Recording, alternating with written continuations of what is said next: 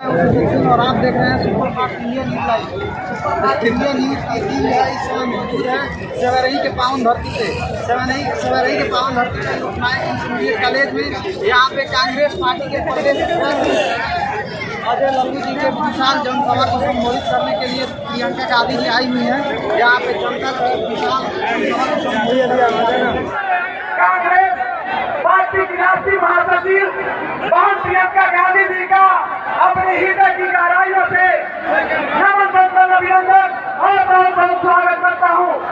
और अब सीधे रंगोली की सम्मान में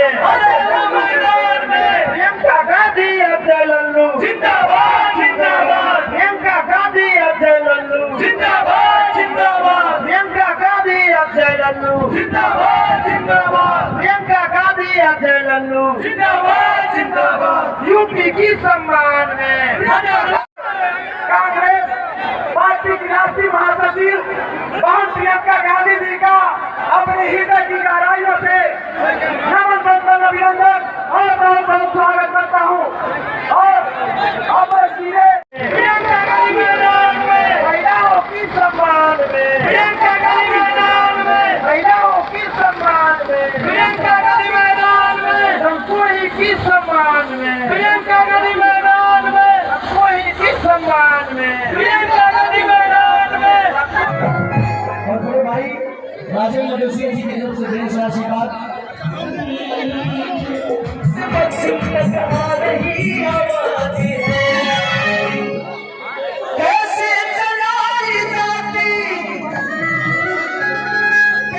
आ गई है प्रियंका गांधी। क्या बोलोगे प्रियंका गांधी? क्या बोलोगे प्रियंका गांधी? सुन के बोलो प्रियंका गांधी। दिल से बोलो प्रियंका गांधी। प्यार से बोलो प्रियंका गांधी। शान से बोलो प्रियंका गांधी। सम्मान से बोलो प्रियंका गांधी। क्या बोलोगे प्रियंका गांधी? यूपी बोले प्रियंका गांधी। यूपी बोले प्रियंका गांधी। कोई अजय लल्लू जिंदाबाद जिंदाबाद।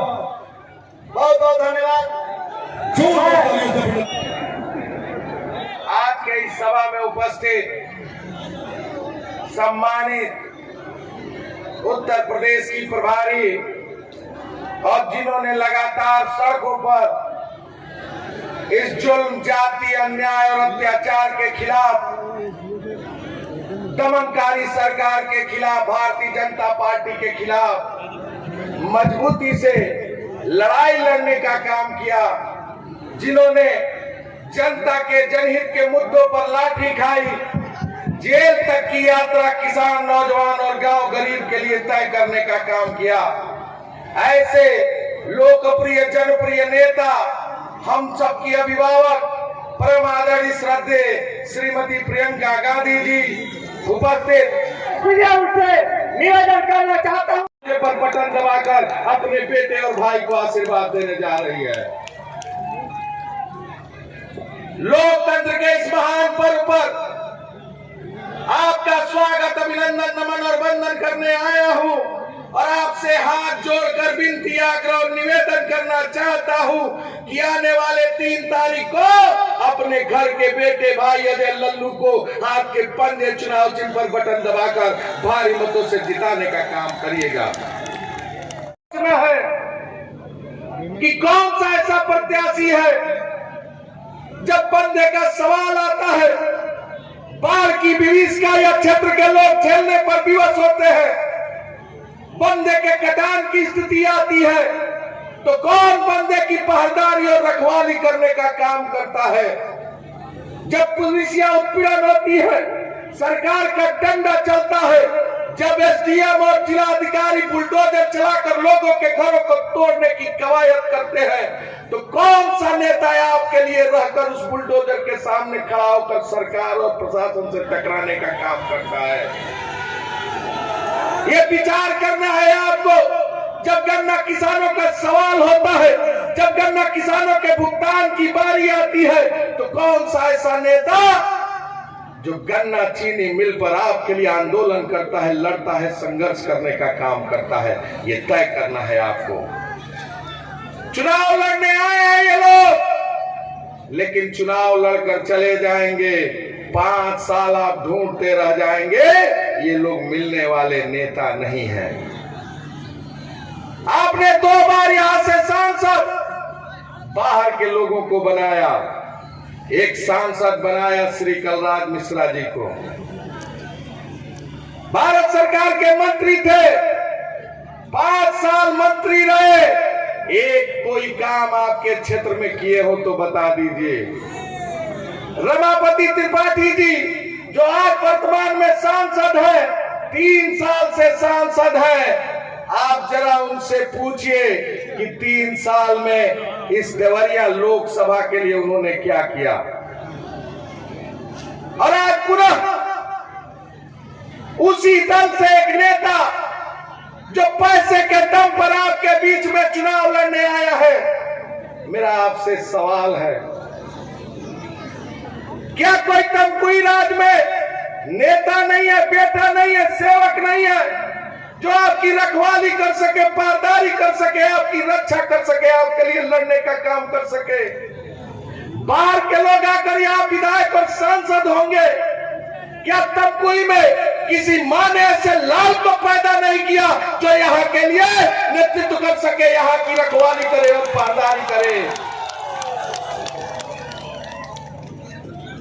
अजय लल्लू आपका बेटा है, भाई है। आप नेता किस बेस पर चुनते हैं? अजय लल्लू उत्तर प्रदेश में सबसे ज्यादा जनता के बुनियादी सवालों पर जेल जाने वाला अजय लल्लू, उत्तर प्रदेश में सबसे ज्यादा विधानसभा में बोलने वाला आपका बेटा अजय लल्लू। और ये लोग, बाहर के लोग यहाँ आकर राजनीति करेंगे। 4 दिन पहले एक भारतीय जनता पार्टी के नेता जो एक जगह नुक्कड़ सभा कर रहे थे और बोल रहे थे कि इस क्षेत्र के लोगों ने अल्लू कल्लू लल्लू मल्लू को विधायक बना दिया। मैं पूछना चाहता हूं, एक गरीब का बेटा, एक मजदूर का बेटा, एक आपके बीच का रहने वाला अगर विधायक हो गया तो इतनी मन में पीड़ा है, इतनी नफरत है, इतनी ईर्ष्या है। क्या कोई गरीब का, किसान का बेटा, नौजवान का साथी विधायक नहीं हो सकता? बड़े घर का लड़का होगा उसे बबुआ कहा जाएगा, और छोटे परिवार का लड़का होगा उसे लल्लुआ कहा जाएगा। ये अपमान किया है इन लोगों ने और इस अपमान का बदला लेना है और आपको बता देना है कि लल्लू हमारा भाई है, लल्लू हमारा बेटा है। इसी को पंजे पर बटन दबाएंगे और इसी को आने वाले 3 तारीख को जिताने का काम करेंगे। लगातार ये आरोप लगता है कि 10 साल में अजय लल्लू ने क्या किया। कोरोना काल था, कोरोना काल में जो लोग बाहर फंसे थे, अजय लल्लू ने उन्हें राशन, दवाई, भोजन उपलब्ध कराने का काम उनके जगहों पर करने का काम किया। कोरोना काल में जब पूरे देश में ऑक्सीजन के अभाव में लोग दम तोड़ रहे थे, सारे अस्पतालों पर ऑक्सीजन सिलेंडर और कंसंट्रेटर रखवा कर अजय लल्लू ने लोगों के जान जीवन की रक्षा करने का काम किया। मैंने संघर्ष किया है, मैंने अपना जीवन और जवानी देने का काम किया है, मैंने क्षेत्र का मान सम्मान पूरे देश में बढ़ाने का काम किया है, मैंने क्षेत्र के गौरव को पूरे देश के मानचित्र पर स्थापित करने का काम किया है। आपका बेटा हूं, आपका भाई हूं, आपके बीच में आया हूं। 1.5 साल में इस सरकार ने सैकड़ों मुकदमे लिखे हैं और उत्तर प्रदेश का कोई ऐसा जेल नहीं जिसमें मुझे बंद न किया हो। मेरा कसूर क्या है? मेरा कसूर यह है कि बीरवट बनवलिया में अगर बालू का खनन हो रहा था, उस बालू खनन के खिलाफ किसानों के लिए अजय लल्लू आंदोलन करता है, ये सरकार उठाकर 13 दिन देवरिया जेल भेजती है। मेरा कसूर क्या है? जब आदरणीय दीदी प्रियंका गांधी जी पत्र लिखकर सरकार से 1000 बस की अनुमति मांगती है, कोरोना काल में जब सारी गाड़ियां बंद हो जाती है, पैदल लोग चलते हैं, 1000 बस की अनुमति सरकार देती है, और जब बस लेकर अजय लल्लू जाता है, ये सरकार अजय लल्लू को उठाकर 43 दिन के लिए लखनऊ जेल में भेज देती है।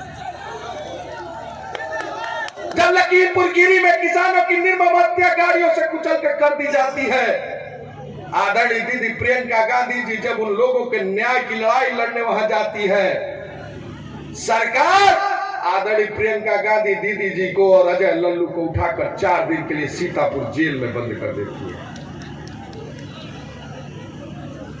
आपको याद होगा कि जब जवाई दयाल चैन पट्टी में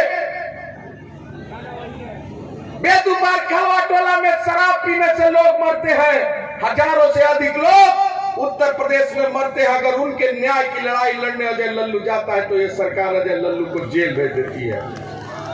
69,000 शिक्षक भर्ती, 67,500, 68,000 शिक्षक भर्ती, सिपाही और दरोगा भर्ती, बेरोजगारों के सवाल पर जब अजय लल्लू विधानसभा को घेरता है, सरकार लाठी चलाती है। वो आज भी लाठी पीठ पर निशान है। घूम घूम कर आपकी रखवाली कर रहा था, आपकी पहरेदारी कर रहा था। उस गरीब के बेटे को जिसको अल्लू कल्लू लल्लू मल्लू कहकर ये भारतीय जनता पार्टी के नेता लगातार उपहास उड़ा रहे हैं, एक मजदूर के बेटे का, किसान के बेटे का, एक गांव के गरीब का, इसका सम्मान आपके हाथ में है। इसकी रक्षा करिएगा और आने वाले 3 तारीख को हाथ के पंजे पर बटन दबाकर इसे जिताने का काम करिएगा। चुनाव हाथ का पंजा। बहुत बहुत धन्यवाद। बहुत बहुत आज मैं श्री अजय लल्लू जी की विधानसभा में आकर बहुत ही खुश हूं और आप सबको सबसे पहले धन्यवाद देना चाहती हूं कि आपने मेरा इंतजार किया और इतनी बड़ी तादाद में आप यहां पर मेरी बातों को सुनने के लिए खड़े हैं। मेरा अजय लल्लू जी से परिचय 2019 के चुनाव में हुआ। उस समय मुझे उत्तर प्रदेश का प्रभारी बनाया गया था। मैं पहली बार अपनी माताजी और अपने भाई राहुल गांधी जी के क्षेत्र से बाहर आकर पूरे उत्तर प्रदेश की राजनीति को समझने लगी। इन 3 सालों में मैं ये कह सकती हूं कि मेरे सबसे करीब साथी जो हर संघर्ष में चट्टान की तरह मेरे साथ कंधे से कंधा मिलाकर खड़े हुए, वो आपके सामने अजय लल्लू जी खड़े हैं।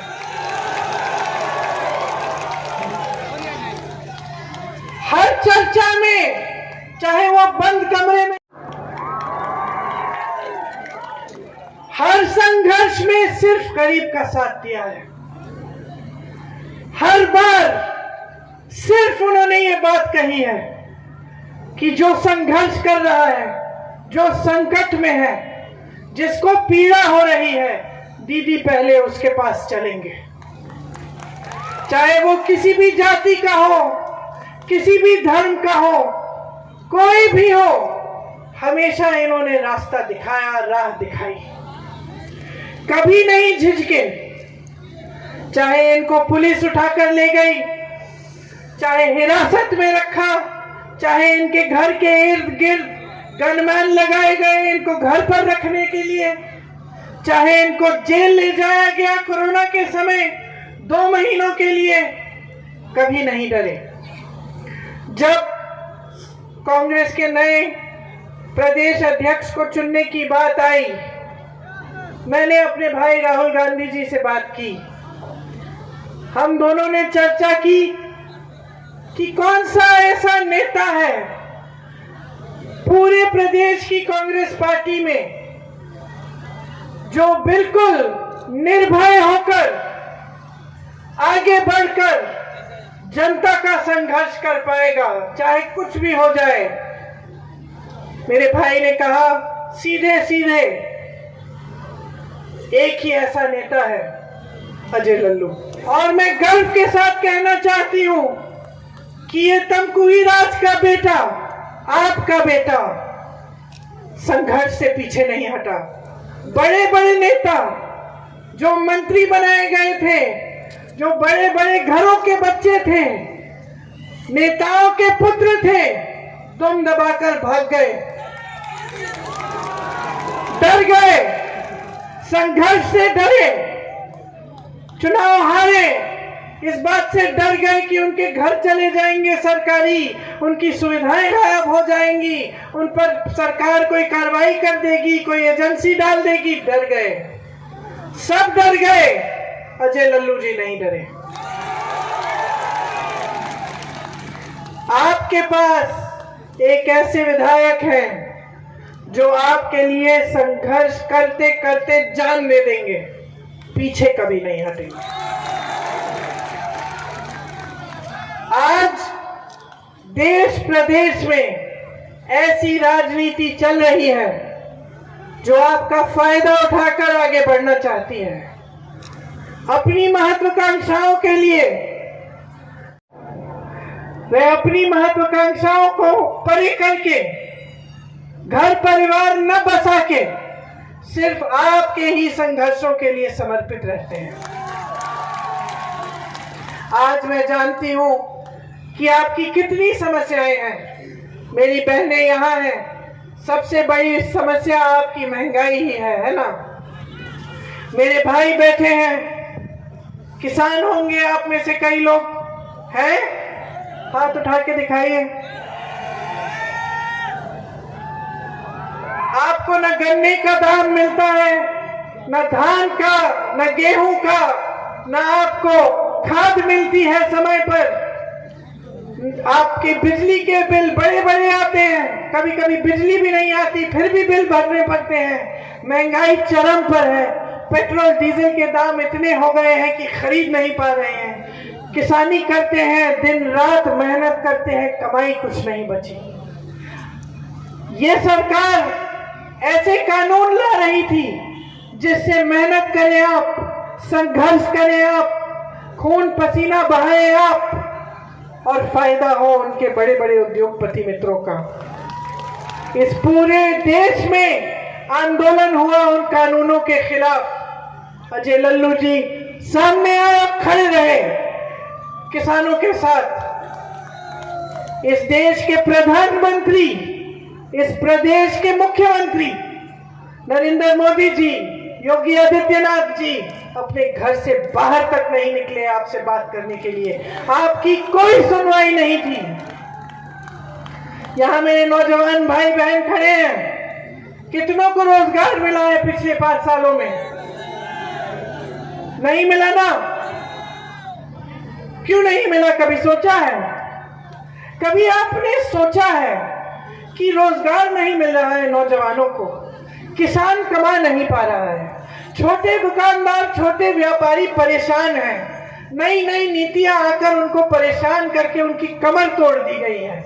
मेरी बहनें त्रस्त हैं, महंगाई का सामना नहीं कर पाती, पूरा बोझ परिवार का, समाज का वो उठाती हैं। खेती में काम करती हैं, घर आती हैं, घर पे काम करती हैं, लेकिन महंगाई इतनी बढ़ चुकी है कि वो सामना नहीं कर पा रही हैं। उनकी सुरक्षा की बात नहीं है, उनको सशक्त करने की बात नहीं है। कभी आपने सोचा है कि ये राजनीति फूली फली कैसे, और क्या है ये राजनीति, किसके लिए बन रही हैं ये नीतियां? कभी सोचा है? समझिए, आंखें खोलिए। अपनी नींद गिने चुने उद्योगपतियों के लिए चल रही है। अगर आपके पास रोजगार नहीं है मेरे भाइयों और बहनों, कि वो इसलिए है कि रोजगार 3 जगहों से मिलता है। सबसे पहले रोजगार किसानी, खेती से मिलता था, छोटे व्यापारियों और छोटे दुकानदारों से मिलता था। छोटे छोटे जो मैन्युफैक्चरिंग यूनिट, छोटे छोटे जो व्यापार बिजनेस करते थे, उनकी इस सरकार ने जानबूझ के कमर तोड़ी। वो खुद कमा नहीं पा रहे हैं तो रोजगार कैसे देंगे? दूसरी जगह जहां से रोजगार मिलते हैं, सरकारी पद। सरकारी पद 12 लाख खाली पड़े हैं। 5 सालों से 12 लाख सरकारी पद खाली पड़े हैं, और योगी आदित्यनाथ जी और मोदी जी जो आपके सामने खड़े होकर बड़े बड़े वादे करते हैं, उन्होंने ये 12 लाख पद नहीं भरे। आज चुनाव के समय आकर आपसे कह रहे हैं कि हमने 4 लाख रोजगार दिए। वादा किया था 70 लाख का, 12 लाख खाली पद पड़े हैं। लेकिन आपने भरने का कष्ट नहीं किया। तीसरी जगह जहां से रोजगार मिलते हैं, बड़ी बड़ी संस्थाएं, पीए जिनको कहते हैं PSU, public sector unit, BHEL, NTPC, ITI, आप नाम लीजिए, रेलवे, यहां से तमाम रोजगार बनते थे। ये संस्थाएं कांग्रेस पार्टी ने अपनी सरकारों में आपके लिए बनाई, आपकी संपत्ति थी ये। क्या किया इन्होंने? क्या किया? किसको बेचा? किसको बेचा? उन्हीं दो बड़े उद्योगपतियों को, उन्हीं बड़े उद्योगपतियों को जो उनके दोस्त हैं, जो उनकी पार्टी को फंडिंग करते हैं, जो पूरी मीडिया को चलाते हैं, उन्हीं को सारे देश की संपत्ति बेच डाली। देश के बंदरगाह बेचे, देश के हवाई अड्डे बेचे, देश की बड़ी बड़ी संस्थाएं बेची। किसके लिए चल रही है ये सरकार? किसके लिए चल रही है ये प्रदेश की सरकार? किसके लिए चल रहे हैं ये योगी आदित्यनाथ की नीतियां? किसके लिए चल रही हैं ये मोदी जी की नीतियां? सोचिए, समझिए। एक तरफ कहते हैं कि आपको रोजगार देंगे, दूसरी तरफ जहां जहां से रोजगार पैदा हो सकता था उस सबको बंद कर दिया, बेच डाला। क्यों हो रहा है ये? कभी सोचा है ध्यान से? एक तरफ किसान परेशान है, तमाम समस्याओं से जूझ रहा है। यहाँ गन्ना की खेती होती है कि नहीं? गन्ने का दाम मिलता है। अभी चुनाव से पहले 50 रुपए बढ़ा दिया गया, सच है कि नहीं? आपके यहाँ नहीं बढ़ाया, 25 रुपए बढ़ाया है। चुनाव से पहले नहीं बढ़ाया था। आपको करोड़ रुपए, ठीक है, याद रखिए ये आंकड़ा, 14,000 करोड़ रुपए का पूरे देश के गन्ने किसान का बकाया इस सरकार ने नहीं दिया। इस सरकार ने अपने बड़े बड़े उद्योगपतियों के मित्रों के लाखों करोड़ रुपए का कर्ज मिटा दिया, आपका बकाया नहीं दिया। ये काफी नहीं था। 14,000 करोड़ का पूरे देश के गन्ने का बकाया, 16,000 करोड़ के लिए मोदी जी ने खुद के लिए सिर्फ 2 हवाई जहाज खरीदे हैं। 2 हवाई जहाज अपने लिए कि दुनिया में भ्रमण करें, जाए पाकिस्तान, अमेरिका, कनाडा, जापान, चीन, जहां जाना है जाए। 2 हवाई जहाज खरीदे और आपका पूरे गन्ने का बकाया उन हवाई जहाजों में चले गया, आपका बकाया नहीं दिया। ये है ये सरकार, समझ लीजिए। बड़े बड़े उद्योगपतियों के कर्ज माफ हो रहे हैं, यहाँ किसान का कर्ज कोई पूछ रहा है? कर्ज में डूब रहा है किसान और उसके कर्ज माफ करने की बात ही नहीं हो रही है। यहाँ पे कटान होता है। अजय लल्लू जी आकर, मैं जानती हूँ क्योंकि 3 सालों से मैं इनके साथ काम कर रही हूँ। 3 सालों से जब जब वो होता है मैं ढूंढती हूँ कि कहाँ गए लल्लू जी, और अजय लल्लू जी यहाँ आ गए तमकू ही राज आपके लिए लड़ने के लिए, आपके संघर्ष में शामिल होने के लिए। लेकिन प्रदेश और देश की सरकार पूछ रही है इसके बारे में, कुछ नहीं कर रही। प्रदेश में भी सरकार है, केंद्र में भी सरकार है। छुट्टे जानवर की इतनी बड़ी समस्या है, पूरे प्रदेश में किसान परेशान है। जहां जहां मैं जाती हूँ मेरी बहनें बताती हैं, दीदी चौकीदारी करनी पड़ती है हमें दिन रात, छुट्टा जानवर खाए जा रहा है हमारे खेतों को। और प्रधानमंत्री आकर चुनाव के सामने पूरे प्रदेश और देश को कह रहे हैं कि मेरे संज्ञान में ही नहीं था, मेरे संज्ञान में ही नहीं था कि ये समस्या है उत्तर प्रदेश के किसानों की। उत्तर प्रदेश इस देश का सबसे बड़ा प्रदेश है, सबसे ज्यादा किसान यहाँ हैं। आप कह रहे हैं कि किसी ने आपको बताया तक नहीं? आपकी हिम्मत कि आप ऐसा करें? आपको तो सब चीज पता चल जाती है। आपके चेले, आपके भक्त कहते हैं कि आप अंतर्यामी हैं, कि आप सर्वज्ञानी हैं। अरे उन्होंने तो आपको भगवान बना डाला और आप कह रहे हैं कि आपको कुछ नहीं मालूम। आपको ये नहीं मालूम कि किसान की क्या समस्या है, आपको ये नहीं मालूम कि यहाँ से कितना पलायन होता है, कि यहाँ के नौजवान बाहर जाते हैं देश प्रदेश में नौकरी ढूंढने के लिए। आपको नहीं मालूम कि भर्ती की प्रक्रिया को आप ही की सरकार ने कितना भ्रष्ट बना दिया है, कि 4-5 सालों के लिए ये नौजवान परीक्षा देने के बावजूद नियुक्तियों का इंतजार करते रहते हैं और अपने करियर बर्बाद कर देते हैं, अपना जीवन बर्बाद करते हैं। आपको नहीं मालूम। हम आके धर्म पर इनके जज्बात उभार लेंगे, अपनी बहनों के कुछ मेलों में चले जाएंगे, वहां प्रचार कर लेंगे, भाइयों से कह देंगे धर्म की सुरक्षा कर रहे हैं और सब एकजुट होकर धर्म के आधार पर, जाति के आधार पर हमें वोट दे देंगे। हमें तो काम करने की जरूरत ही नहीं है। ये धारणा इनके मन में, इनके दिलों में बैठ चुकी है, ये इनकी मानसिकता बन गई है। इसका मैं एक मिसाल देती हूँ आपको। प्रधानमंत्री नरेंद्र मोदी जी ने एक भाषण में कहा कि उन्होंने एक बूढ़ी अम्मा का वीडियो देखा और उस वीडियो में वो बूढ़ी अम्मा कह रही थी, पत्रकार पूछ रहे थे कि अम्मा किसको वोट दोगे, तो अम्मा कह रही थी कि मैं तो मोदी जी को दूंगी। और पत्रकार ने पूछा कि क्यों, मोदी जी को क्यों अम्मा? तो उन्होंने कहा वो मुझे राशन भेजते हैं ना, मैंने उनका नमक खाया है, मैंने उनका नमक खाया है, इसलिए मैं उनके साथ गद्दारी नहीं करूंगी। और मोदी जी खुशी से अपने मुंह मियां मिट्ठू सबके सामने कह रहे हैं कि देश की जनता ने मेरा नमक खाया है। समझ रही हैं आप? समझ रही है ना कि जब एक नेता की ये मानसिकता हो जाती है कि जनता उसका नमक खा रही है, तो क्या हो जाता है देश में? किस काम का नहीं, किसी काम का नहीं रहता वो नेता, क्योंकि नेता जनता का नमक खाता है। नेता को बनाती है जनता, नेता को खड़ा करती है जनता।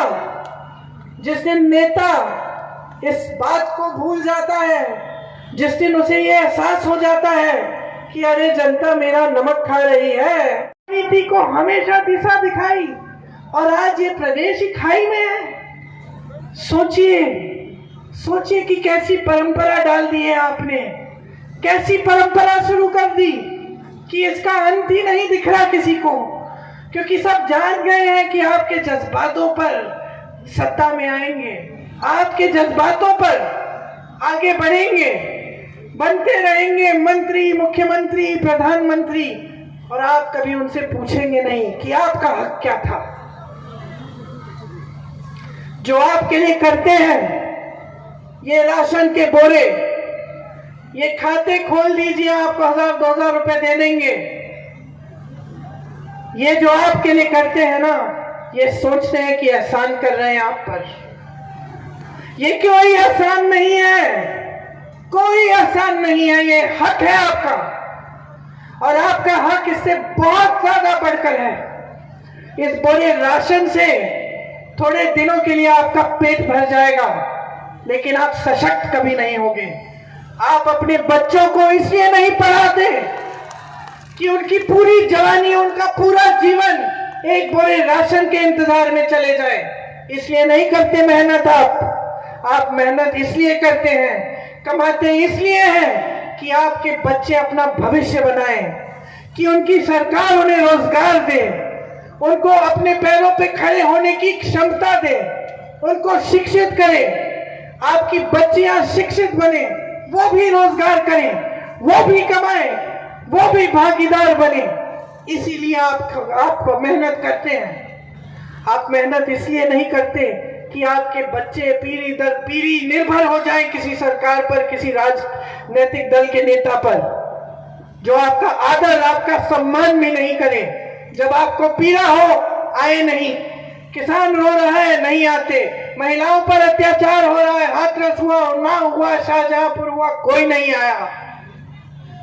तमाम समस्याएं आई, अरुण वाल्मीकि के परिवार को आगरा में बुरी तरह से हिरासत में लेकर पीटा गया, कोई नहीं आया, कोई नहीं आया, क्योंकि कोई अपनी जिम्मेदारी भी नहीं समझता कि आपकी पीड़ा में वो साथ थे।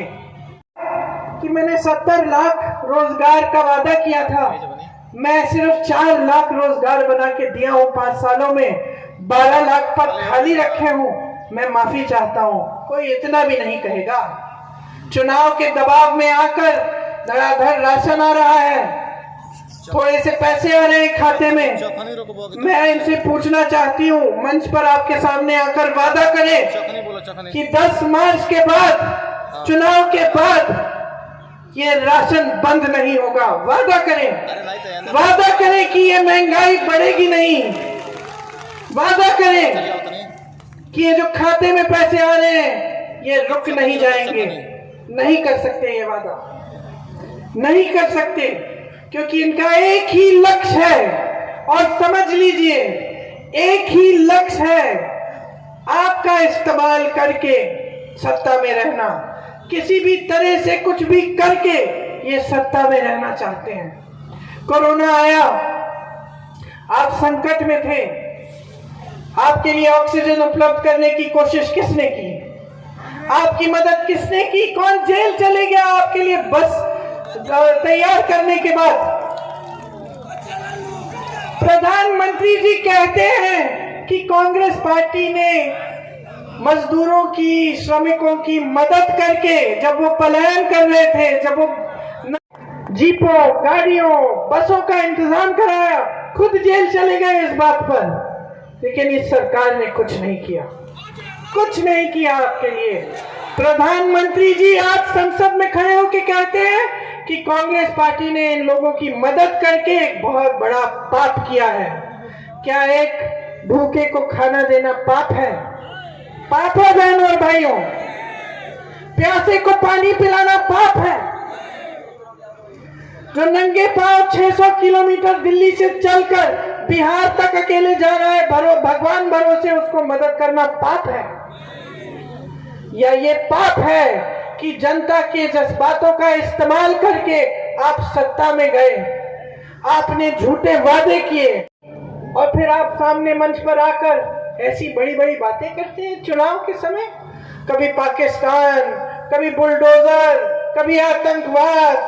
अरे भैया, इससे हमारा पेट भरेगा? पूछो ना इनसे, पेट भरेगा तुम्हारा? महंगाई हो रही है, बेरोजगारी चरम पे है, किसान कमा नहीं पा रहा है, पेट खाली है सबके।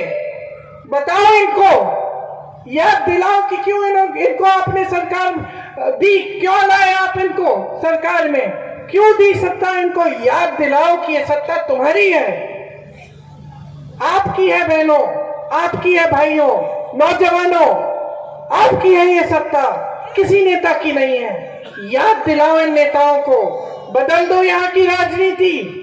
अगर नहीं बदलोगे, अगर 5 साल और इन लोगों को सत्ता में लाओगे तो पछताओगे आप, तड़पोगे आप, नुकसान होगा आपको मालूम है कितना कमाया इन्होंने पिछले 5 सालों में? हर रोज 1000 करोड़ रुपए कमाते हैं इनके दोस्त। यहाँ का किसान कितना कमाता है?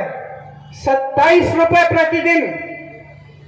और आपकी संपत्ति बेच डाली उनको, कर्ज माफ किए उनको।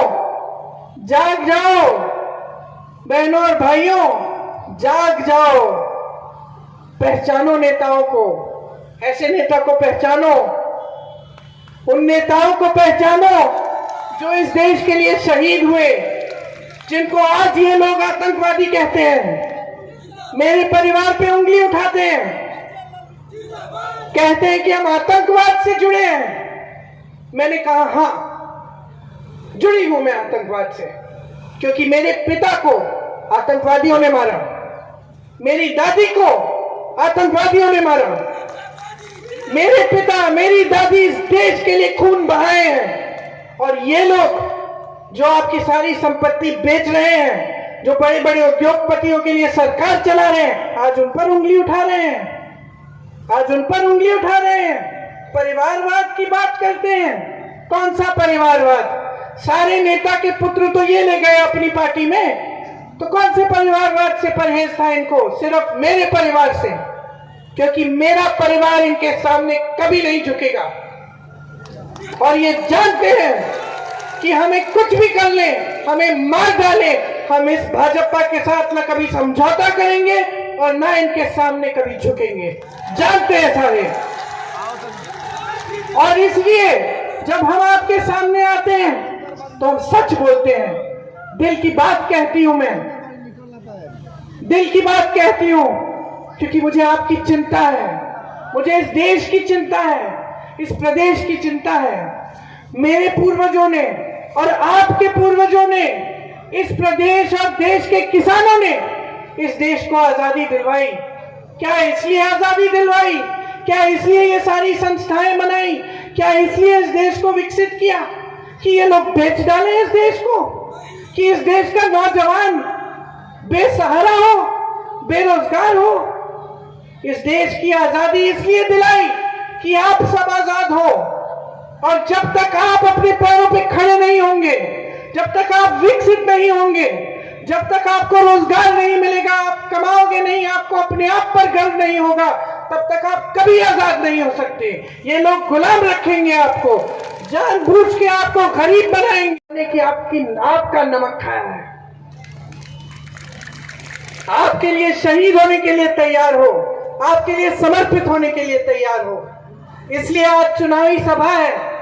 मैं आपको बताना चाहती हूं कि कांग्रेस पार्टी क्या करना चाहती है आपके लिए। आपको पसंद आए, आपको अच्छा लगे, कांग्रेस पार्टी को आगे बढ़ाइए, मौका दीजिए। आपको एक ऐसे विधायक मिले हैं जो दिन रात आपके लिए काम करते हैं, आपने देखा है। ये बात सच है, ये सच्चाई है। कांग्रेस पार्टी की सरकार उत्तर प्रदेश में बनाकर देखिए ना कि क्या क्या कर सकते हैं हम आपके लिए। यहाँ मेरे नौजवान भाई बहन हैं, आपके लिए एक पूरा खाका तैयार किया है हमने, पूरा खाका। खोखले वादे नहीं कर रहे हैं कि 20 लाख रोजगार देंगे, हम कह रहे हैं 20 लाख रोजगार देंगे। कहां से आएंगे ये रोजगार? कौन से, कहां खाली हैं? कौन से पद हम भरेंगे? 12 लाख खाली पद हम भरेंगे और 8 लाख नए रोजगार बनाएंगे। कैसे? आप अपना व्यापार शुरू करना चाहते हैं, एक छोटा सा बिजनेस, कुछ अपना कारोबार, सरकार आपको 5 लाख रुपए देगी 1% ब्याज पे, ताकि आप कर पाओ। भर्ती की प्रक्रिया को पारदर्शी बनाएंगे। जो आज प्रक्रिया है जिससे आप परेशान हो और आपके करियर बर्बाद हो जाते हैं, आप आवाज उठाते हो, दमन करते हैं, आपको जेल में डाल देते हैं, आपको पीछ देने का दिन सब लिखेंगे। और एक कानून लाएंगे कि अगर किसी ने पेपर लीक करने की कोशिश की, रद्द करने की कोशिश की या कोई फेरबदल करने की कोशिश की हमारे कैलेंडर में, तो उस पर सख्त कार्रवाई होगी, ताकि आपकी भर्ती की जो परीक्षा है उस दिन से आपकी भर्ती मतलब आपकी नियुक्ति तक सिर्फ और सिर्फ 6 महीने बीत पाएंगे। आपकी जवानी बर्बाद नहीं होगी। इसी तरह से मेरी बहनें, आज आप पर अत्याचार होता है, सरकार क्या करती है मालूम है? मैं जाती हूँ हर जगह, बहनों से मिलती हूँ जिनका बलात्कार हुआ है, जिनकी बच्चियों को मार डाला है, और पता है क्या बताती है मुझे? कि पुलिस और प्रशासन ने उनकी मदद नहीं की, उनको जलील किया, उनको ऊपर से जलील किया, उन पर दबाव डाला कि FIR दर्ज मत करो।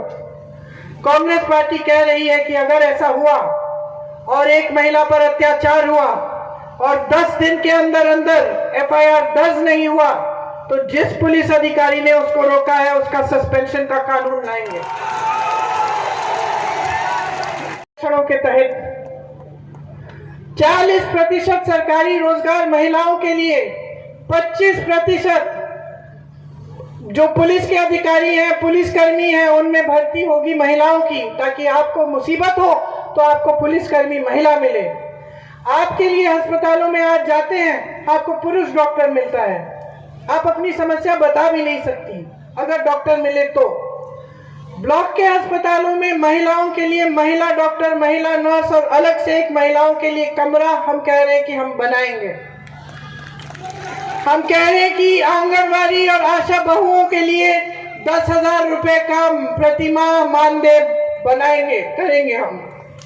हम कह रहे हैं कि मेरी बहनें, आज आपको एक गैस सिलेंडर देके ये सोचते हैं कि एहसान किया है ना इन्होंने आप पे।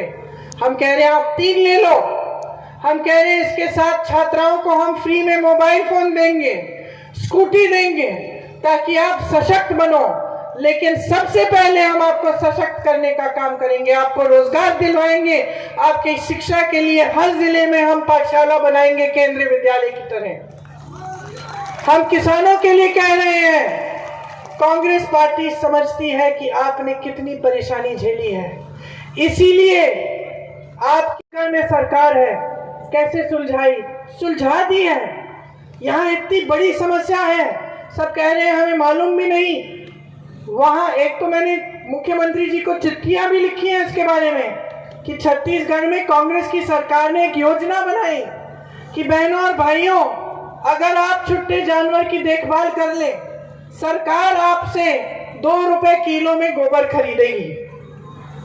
इससे क्या होगा, आप जानवर का देखभाल करेंगे, आपकी थोड़ी बातें मर रही हैं। और ये धार्मिक लोग, ये नेता जो धर्म का इस्तेमाल सिर्फ आपके वोटों के लिए करते हैं और बाकी समय भूल जाते हैं कि धर्म क्या है, वो इस समस्या को सुलझाने के लिए कुछ नहीं कर रहे हैं। हम कह रहे हैं कि जैसे छत्तीसगढ़ में हमने ये योजना लागू की है, उत्तर प्रदेश में भी हम ऐसा ही करेंगे। आप जानवर का देखभाल करो, आपसे हम गोबर खरीदेंगे 2 रुपए किलो में। हम कह रहे हैं कि छत्तीसगढ़ में आज के दिन गेहूं और धान का 25 रुपए दिया जा रहा है, गन्ने का 400, और हम ये आपके लिए गन्ने का 400 दाम होगा और 2500 में गेहूं धान मिलेगा। आप सब बड़ी बड़ी बिजली के बिल भरते हैं कि नहीं? हम कह रहे हैं कि सबके बिजली के बिल आधे करेंगे, और जिन छोटे व्यापारी, छोटे दुकानदारों को ज्यादा मुसीबत हुई थी कोरोना के समय, बिजली का बकाया है, उस बकाये को भी साफ कर देंगे।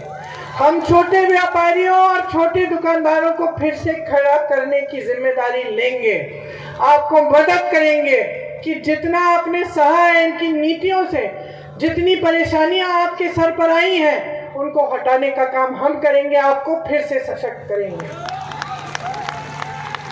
तो हम ये सब इस आधार पर कह रहे हैं कि हमने पहले भी करके काफी ऐसी चीजें करके दिखाई हैं। हम इस आधार पर कह रहे हैं कि हमें आपकी परवाह है, इस देश की परवाह है, आपको विकसित करना चाहते हैं। हम नहीं चाहते कि आप निर्भर रहो, हम चाहते हैं कि आप आत्मनिर्भर बनो। फिर इस पूरे देश को संदेश जाए कि यहाँ उत्तर प्रदेश से एक नई राजनीति, एक नया तरीका शुरू हुआ है, और आज से यहाँ पे हम ऐसी राजनीति का बर्दाश्त नहीं करेंगे जो धर्म और जाति के आधार पर हमें गुमराह करके हमसे वोट लेकर निकम्मी बैठे। आप ये संदेश भेजिए। और आज मैं आपसे ये आग्रह करने आई हूं कि यहाँ से ये संदेश भेजिए, अपनी जिम्मेदारी को अच्छी तरह से समझिए। देखिए, ये देश आपका है, आपकी जिम्मेदारी है, किसी और का नहीं है। इसकी रखवाली आपको करनी पड़ेगी। जो नेता आपके सामने है उनको जवाब दे आपको बनाना पड़ेगा। अपने भविष्य को आप बनाओ, समझदारी से, जागरूक होके, सतर्क होके। गलत तरह की राजनीति को बढ़ावा देना बंद करो, इसका प्रोत्साहन बंद करो, और सही तरह की राजनीति जो आपके लिए काम करे उसी को आगे बढ़ाओ। एक बार फिर मैं अजय लल्लू जी के बारे में आपसे कहना चाहती हूँ, इनकी जिम्मेदारी मैं लेती हूँ, मैं जानती हूँ कि उन्होंने कितना संघर्ष किया है आपके लिए। इनका विश्वास मत तोड़ो, इनको एक बार फिर जिताओ, कांग्रेस में उत्तर प्रदेश में कांग्रेस की सरकार लाओ, ताकि आपका भविष्य मजबूत बने और आप आगे बढ़ पाए। आपने बहुत ध्यान से मेरी बातें सुनी, मुझे मालूम है। अपने मन में रखना भूलना मत, चुनाव के दिन जब वो बटन दबाने के लिए जाओगे, खासतौर से मेरी बहनें, याद रखो कि कहाँ वो बटन दबेगा उससे आपका भविष्य तय हो रहा है, आपके बच्चों का भविष्य तय हो रहा है। पंजे पर बटन दबाकर एक उज्जवल भविष्य बनाइए अपने लिए। बहुत बहुत धन्यवाद। एक बार जोर से मुझसे मेरे साथ कहिए, अजय लल्लू जी को जिताएंगे, अजय लल्लू जी को जिताएंगे, अजय लल्लू जी को जिताएंगे। धन्यवाद। जय हिंद।